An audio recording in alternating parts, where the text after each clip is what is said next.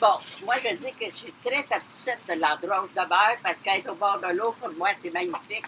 Ensemble, parce que l'été, j'essaie d'y aller tous les jours, j'en fais mon Robert. Mais ça me calme tellement que je peux prier en même temps.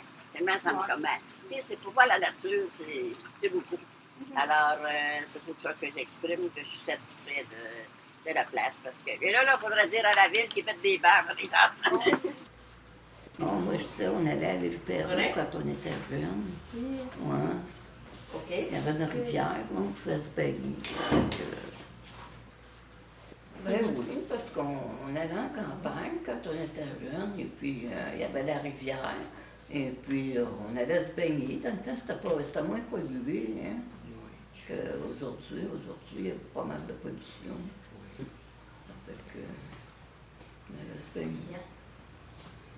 On boit cette eau-là, hein, qui est polluée, même si elle est raffinée, on est obligé de la boire.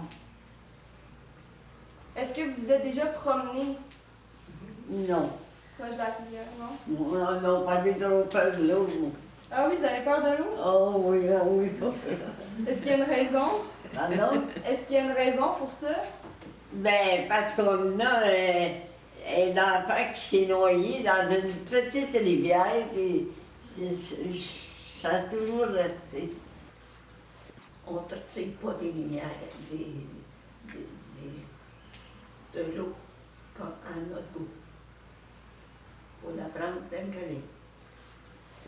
Jeune, je me souviens d'être baignée dans la rivière. C'était baignable dans ce temps-là. Puis il y avait, puis je ne sais pas si c'est encore là, depuis l'inondation, les quartiers de Boating Club, au bout de la rue Cousineau, il y avait un club de canotage. Il y avait des équipes de canotage. Puis on faisait, les jeunes, ils faisaient du canot, ils faisaient de la compétition. Mais moi, non. Je me souviens que jeune, on avait baigné dans la rivière des Prairies, à côté du quartier de Boating Club. La rivière des Mille-Îles, ce qu'on appelle dans le temps Pont-David, c'est Bois des Filions maintenant. Et on pouvait se baigner à l'époque, mais maintenant, il n'y a plus rien.